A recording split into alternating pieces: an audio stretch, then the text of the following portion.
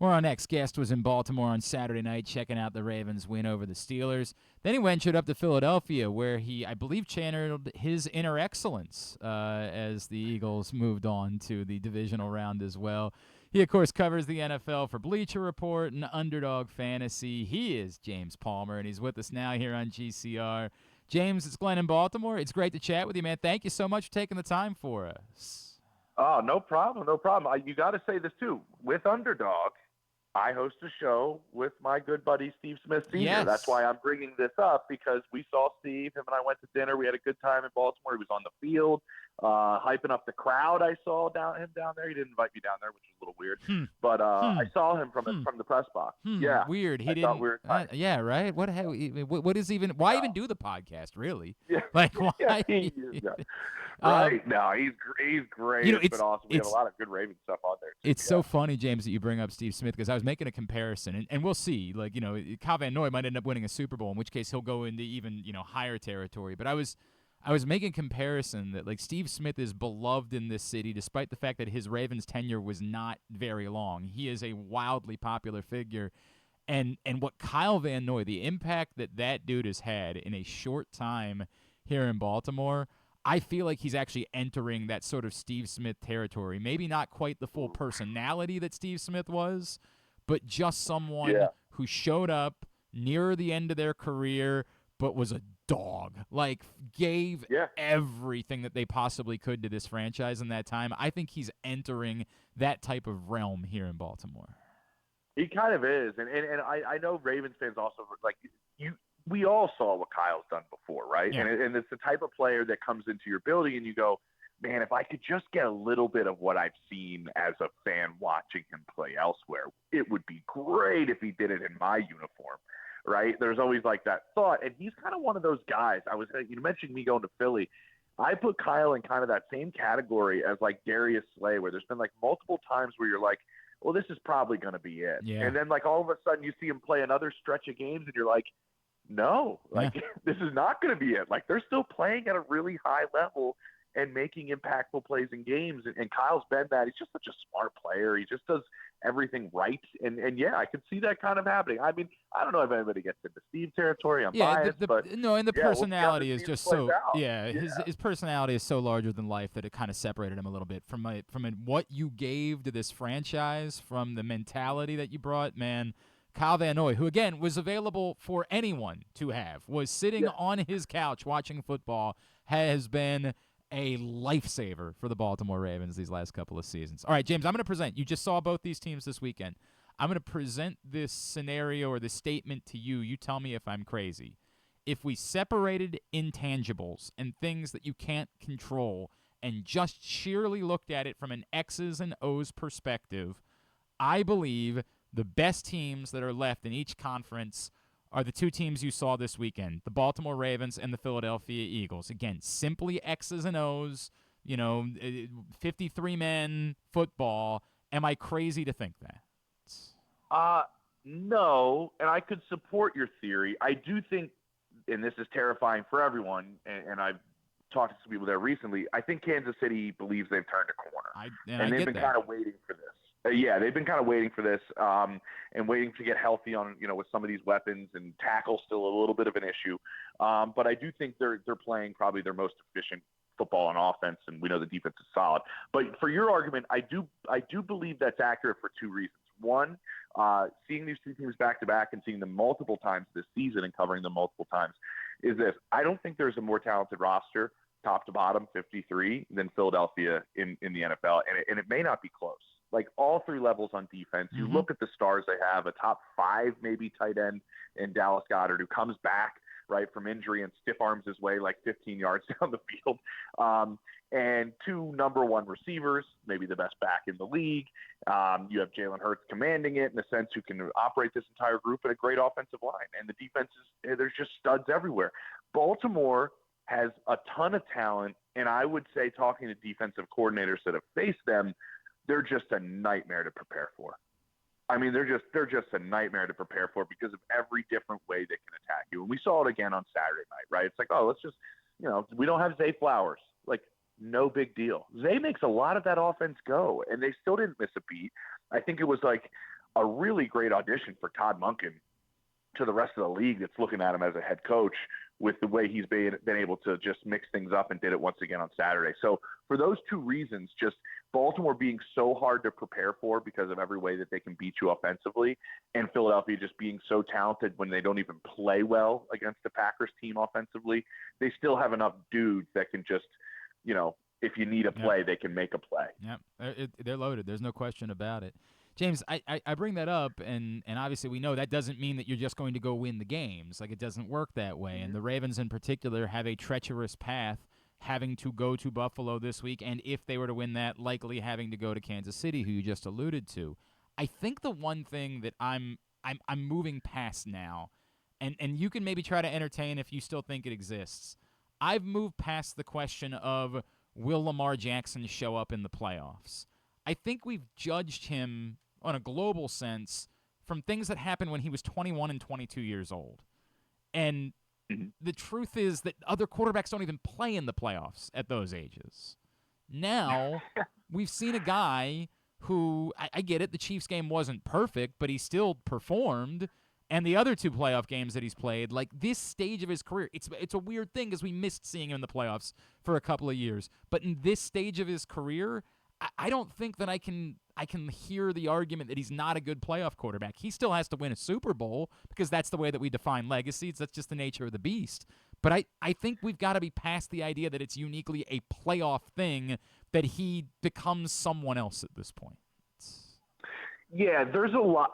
I'm with you because there's a lot of arguments in favor of Lamar with this. And the reason that these are, such loud arguments in our sports talk radio realm is he's had so much regular season success. I get it. And it's because, if he wins the MVP this year, which I believe he should, and he most likely will, every other guy that's won 3 or more MVPs, I think there's 6 of them. Yeah. They've all won a Super Bowl before they won the 3rd one. Right. And so I get why people are making the argument. And he has the biggest swing, and I think the playoff sample size isn't huge, and I understand what you're saying as well, but he has the biggest difference between regular season success and playoff success of this group. But I think what's also happened is what you said is spot on because he's grown so much as a player. And I think what we've seen when you talk to defenses is his eyes have become just maybe the best in the league in terms of manipulating players and moving them around.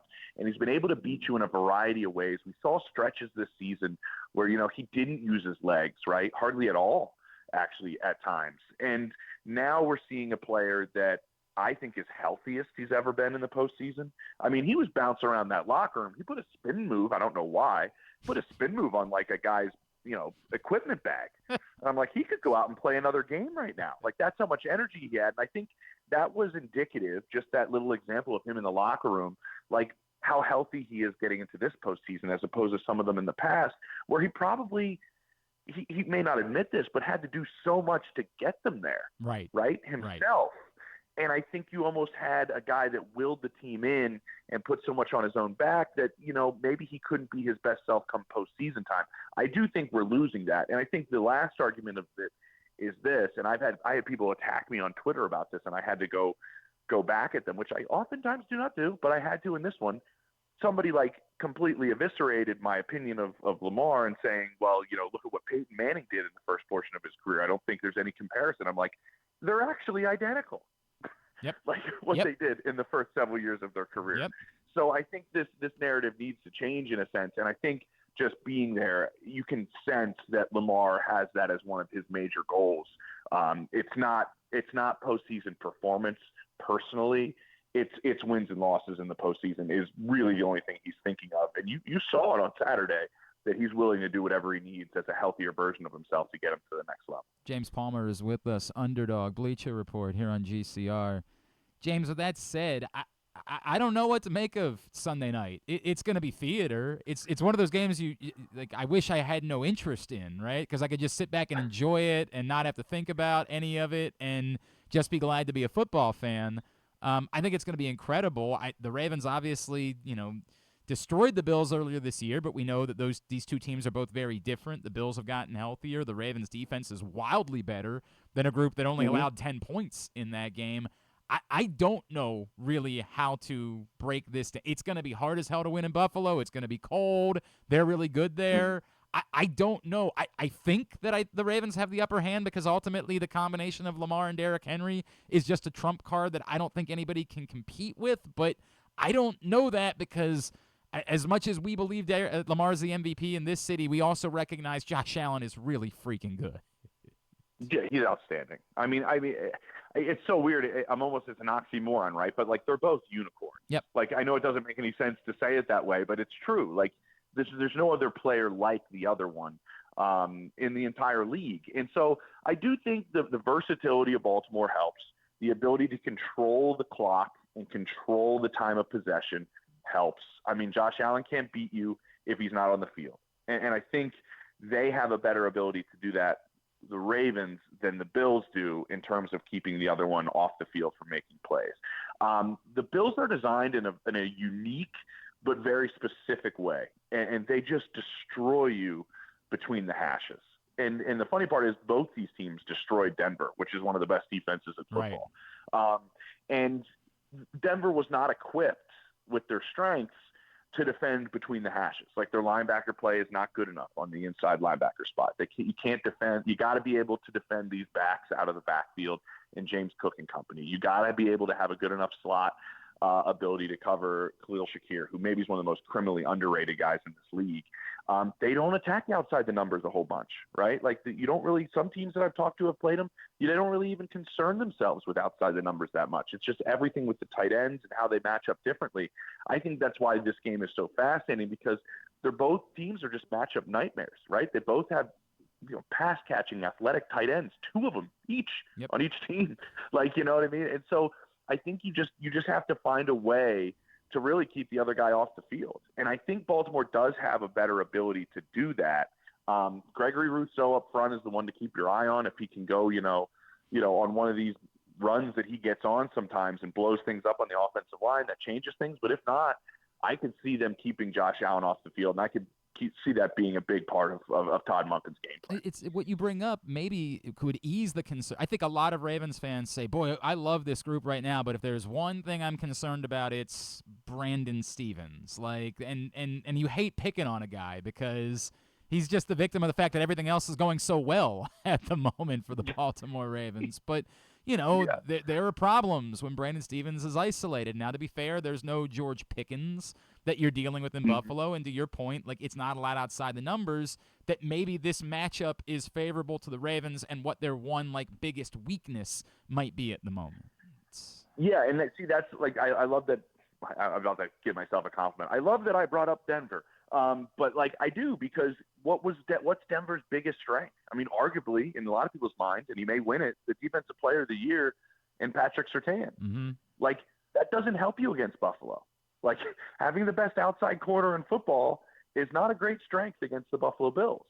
And so if that's a weakness for you, like I know Vance Joseph and company were trying to find different ways to have Surtain impact the game, because him sitting outside the numbers on a number one wide receiver that is, not the caliber of number ones you see around the league that he shut down, and Jamar Chase and company, you're almost wasting one of your better players. Well, in an adverse look at it, like, if you have a weakness out there, and that's obviously a place that Buffalo doesn't throw the football a whole bunch. Obviously, Amari Cooper is why they went and made that trade, because if I'm telling you this, the league knows this, right? That's why they made the trade, to try to get better outside. It's like your weaknesses are not as dramatically exposed, and I think that's a big part of it. That's a great point. It's a really, really good point. James, I know it's not germane to the Ravens this week, but I just wonder, I know you tweeted about it. I know you were on with the Heroes talking about it on their show, but the Mike Tomlin thing is so fascinating to me.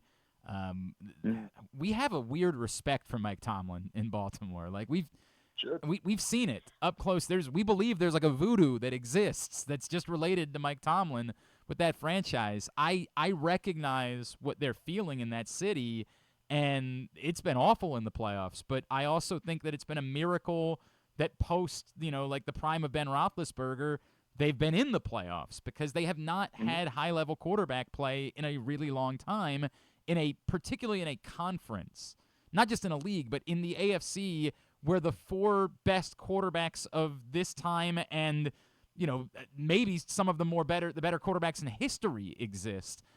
I just don't know that it's easy for me to say that this is Mike Tomlin's fault. I think he might still be more part of the solution than part of the problem. Very true.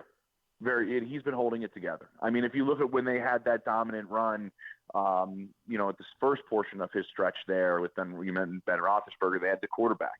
They had Colbert, which was a great GM. They had a great ownership, and he's really now the only one standing there. Not to say ownership's dramatically changed, but you get what I'm saying. Mm-hmm. And so, he's kind of the last pillar of that group that's left. And yes, he has been holding it together as one of the best coaches in this league.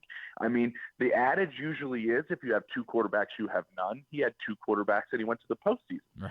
And it's just two guys that nobody wanted in the entire league. And so I do think he's an unbelievable coach. You mentioned I was on with the Heat the Call guys, and I made this analogy. To me, it's starting to feel a little bit like the end of Andy Reid in Philadelphia, where it's just this is a great coach. As an organization, we understand that this is a great coach. It just might be time for everybody involved. And that was one of the situations where everybody benefited. Mm-hmm. Andy's on this unbelievable run in Kansas City. And guess what? Philadelphia won a Super Bowl before Kansas City did after they got rid of Andy Reid. They won one in 17, and Andy won one in 19, and now obviously he's won 3. But you've seen it benefit both sides. He got a standing ovation when he walked out of the locker room after he got fired, in Philadelphia. Yep. They understood what he had done for the organization. He's the best coach in the history of the Eagles, and had more success than anybody ever. And it's okay sometimes to part ways. Nobody ever really stays in that role with one team forever. It's just so rare. I think Mike, obviously, if they parted ways, teams will be waiting in the parking lot between the facility and his car, of course, to grab him. Yep. And that's accurate. But you're right.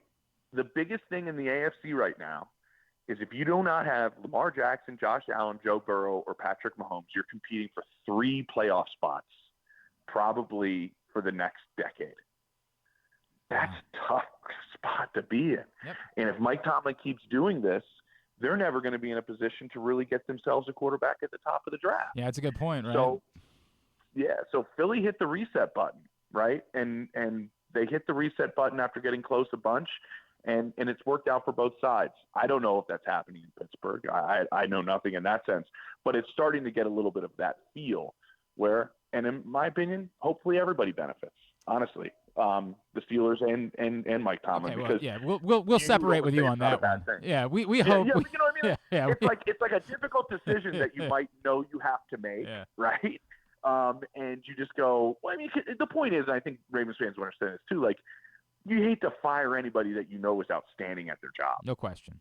Look, man, it's not dissimilar to some things that Ravens fans have felt about John Harbaugh in recent years. Of course. It is not dissimilar, and I am the guy, I'm never in favor of making drastic change when it feels like, for the most part, something is working, and that's just sort of where I am. But I get it. I do understand the feeling of, hey, it's been in Baltimore. They haven't been back to the Super Bowl since 2012. I get the feeling that some of these fans have. It's just, man, when you got a good coach, I'd stick it out with a good coach, because the alternatives. I would too.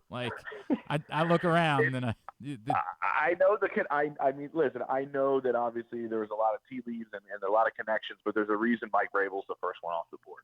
Yep. He's an outstanding football coach. Yep, and he has a track record of being an outstanding head football coach. A lot of these coordinators, there's a lot of promise, and there's a lot of, he could be this. There's not a whole lot of questions about Mike Vrabel. There's not a whole lot of questions about Mike Tomlin. There's not a whole lot of questions about John Harbaugh. It's, if you got one, you keep one. I'm with you. James Palmer, what all can we plug for you? Obviously, the show with Steve, of course. Yeah, I mean, come on, guys, right? We actually did. I'll maybe put it back out. If you want to dig at it, we'll see if Zay plays. I saw him in the tunnel. Hopefully it's trending in that direction. But we did Steve did a great breakdown specifically on the importance of Zay to this offense and how he changes things for Derrick Henry. It's a really, really cool, X's and O's breakdown from a guy who obviously knows the Ravens so well in Steve. But yeah, I mean, we put stuff out all the time and we have a blast. It's super entertaining to work with that guy. It's a tough gig, but somebody's got to hang out with Steve on a regular basis. Not a bad way to make. They pay you too. That's the crazy part. I know. Pay you to do Wait, I'm supposed to get paid? Yeah. At James Palmer TV. That's how you follow him. James, this is always great, dude. Really appreciate taking the time for us, No man. problem. Let's talk soon, all right? Sounds good.